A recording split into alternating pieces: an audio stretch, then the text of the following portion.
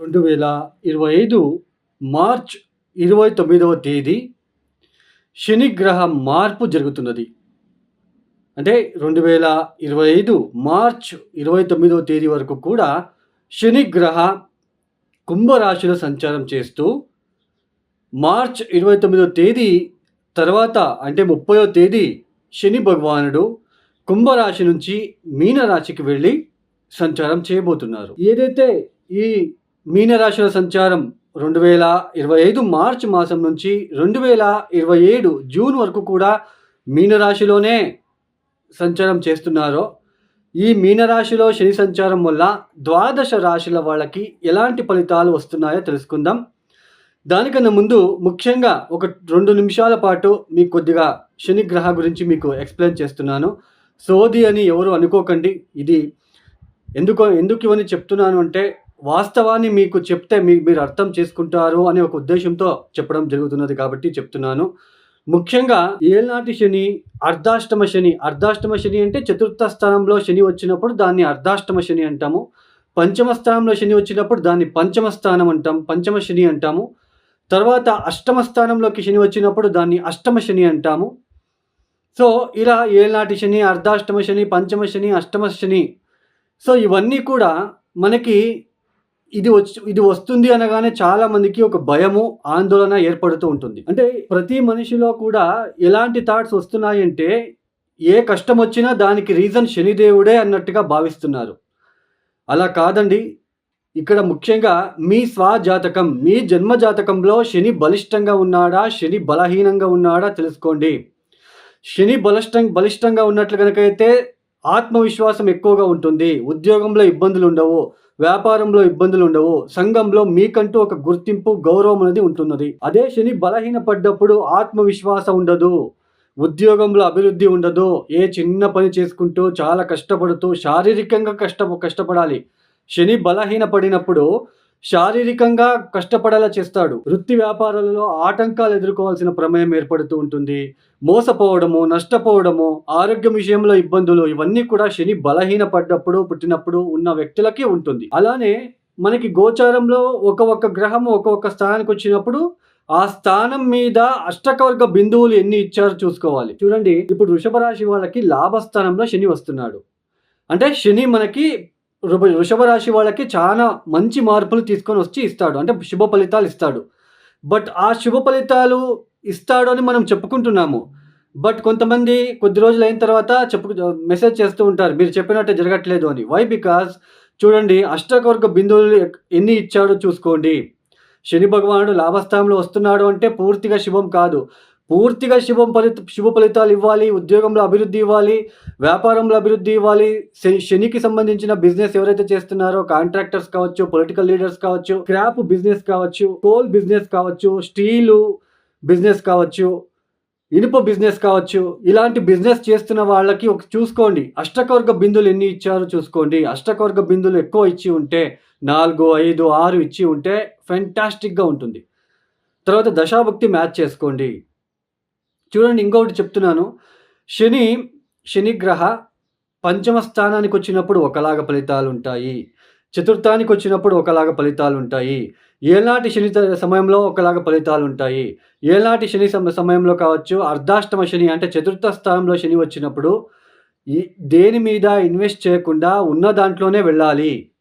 అలా మీరు ఏమైనా ఇన్వెస్ట్మెంట్ చేసినా, లేదా ఉద్యోగంలో మార్పుల కోసం మీరు ప్రయత్నం చేసినా ఒడిదొడుకులు ఫేస్ చేయాల్సి ఉంటుంది. ఇప్పుడు ఏళ్నాటి శని జరుగుతుంది అంటే ఉద్యోగ బదిలీలు చేయాలి అని థాట్ మీకు రాకుండా చూసుకోవాలి. ఉద్యోగం మార్పులు చేయకుండా ఉండాలి. దట్టు మీకు ఇక్కడ దశాభుక్తి ఏం జరుగుతుంది అది కూడా మీరు మ్యాచ్ చేసుకోవడానికి ప్రయత్నాలు చేసుకోండి. దశాభుక్తి తర్వాత ఏళ్నాటి శని సమయంలో మీకు ఏ దశాభుక్తి జరుగుతున్నది ఇది కూడా మీరు చూసుకోవాలి. అష్టకవర్గ బిందువులు మ్యాచ్ చేసుకోండి. అప్పుడే మీకు అంటే ఈజీగా తెలుస్తుంది. తర్వాత చతుర్థ స్థానంలో శని వచ్చినప్పుడు ఇప్పుడు ధనుసు రాశి వాళ్ళకి చతుర్థ స్థానానికి శని వస్తున్నాడు, అర్ధాష్టమ శని. అర్ధాష్టమ శని వచ్చినప్పుడు ఏం జరుగుతుంది? సో మీరు ముందే ఇంటికి సంబంధించిన విషయంలో చాలా జాగ్రత్తగా ఉండాలి. ఇప్పుడు ఇల్లు కట్టాలి, లేదా సైట్ కొనుగోలు చేయాలి, సైట్ అమ్మాలి, ఇవన్నీ కొద్దిగా మానుకోవాలి. అలా మానుకోకపోతే నష్టాలు తీసుకొచ్చి పెడతాడు అక్కడ. సో ఇది అండి. తర్వాత పంచమ శని అంటే ఏంటి? పంచమ శని ఎలా ఉంటుంది? కష్టపడకుండా డబ్బులు ఈజీగా సంపాదించాలి అనే ఒక థాట్ క్రియేట్ చేసి మిమ్మల్ని అప్పుల పాలు చేసేస్తాడు. బెట్టింగ్‌లు కట్టడము, షేర్ మార్కెట్‌లో ఇన్వెస్ట్‌మెంట్ చేయడము, సంతానం అంటే పంచమ స్థానం అంటే ఏంటి? షేర్ మార్కెట్టు, ఈ క్రియేటివ్ థాట్స్ అని అంటాం. మన ఆలోచన విధానం ఎలా ఉంటుంది? అది మనం పంచమ స్థానం నుంచి చూస్తాము. తర్వాత కొంతమంది జెలసీగా ఫీల్ అవుతూ ఉంటారు. అది కూడా పంచమ స్థానమే ఇంపార్టెంట్. తర్వాత సంతానం విషయంలో కూడా అభివృద్ధి ఉందా? లేదా? సంతానం ద్వారా మనకి ప్రాఫిటబుల్‌గా ఉంటుందా? లేదా? దాన్ని కూడా పంచమ స్థానం నుంచి చూస్తాము. ఇలా పంచమ స్థానంలో శని వచ్చినప్పుడు కష్టపడకుండా, శారీరానికి ఏది ఇబ్బంది రాకుండా మనం కూర్చొని తినాలి అనే ఒక థాట్ పుట్టిస్తాడు. బెట్టింగ్‌లు, షేర్ మార్కెట్‌లో ఇన్వెస్ట్‌మెంట్ చేయడము, 5,00,000 చేస్తే ఇన్వెస్ట్‌మెంట్ చేస్తే 10,00,000 వస్తుందంట. లేదా 25,000 రూపాయలు బెట్టింగ్ కడితే 50,000 వస్తుంది. 50,000 పాటు మనం కూర్చొని 5 నెలలు తినొచ్చు కదా! అన్నట్టుగా క్రియేట్ అవుతుంది అక్కడ. అందుకే మనము చూసుకొని మనం వెళ్ళాలి అండి. అక్కడ పంచమ స్థానంలో ఎన్ని అష్టకొర్గ బిందులు ఇచ్చాడు అది చూసుకోవాలి అండి. ఇవన్నీ మీకు చెప్తున్న ఉద్దేశ్యం ఏంటి అంటే అర్థమవ్వాలి. మీరు ప్రతి ఒక్కరు కూడా అర్థం చేసుకొని బాగుండాలి అనే ఒక ఉద్దేశ్యంతో చెప్పడం జరుగుతున్నది. ఇక మనము ద్వాదశ రాశిల వాళ్ళకి వెళ్ళే ప్రయత్నం చేద్దామండి. సింహరాశి.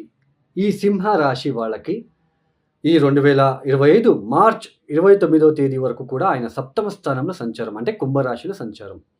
2025 మార్చ్ 30వ తేదీ నుంచి ఆయన అష్టమ స్థానం మీనరాశిలో సంచారం.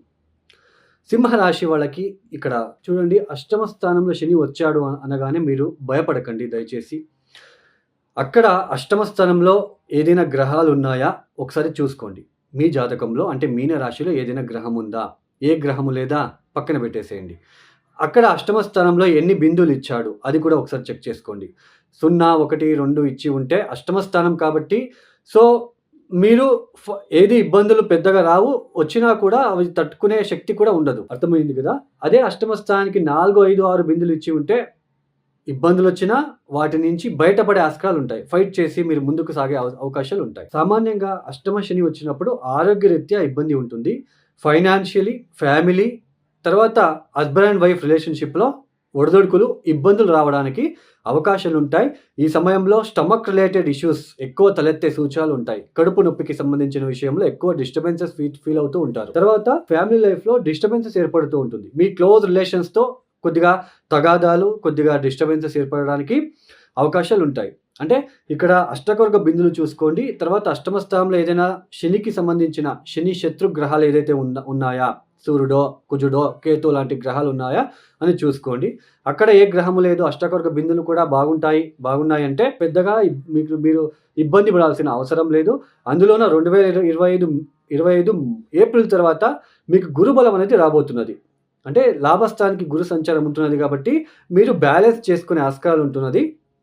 అంటే 2025 దాదాపు మే నుంచి 2026 జూన్ వరకు కూడా మీకు గురుబలం అనేది ఉంటున్నది. అష్టమ శని వల్ల ఇబ్బందులైతే మీకు ఫీల్ అవ్వరు. మీరు ఆ ఇబ్బందులు పెట్టినా ఫీల్ అవ్వరు.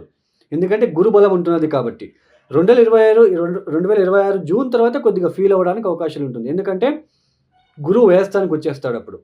అందుకే అష్టమ స్థానంలో శని రాగానే భయపడకుండా ఎక్కువ మీరు ఫీల్ అవ్వకుండా కొద్దిగా అక్కడ ఎన్ని బిందువులు ఇచ్చాడో అని చూసుకోండి. ఈ సమయంలో డ్రైవింగ్ చేసేటప్పుడు జాగ్రత్త, మెట్లు దిగేటప్పుడు, ఎక్కేటప్పుడు జాగ్రత్తగా ఉండే ప్రయత్నం చేయండి.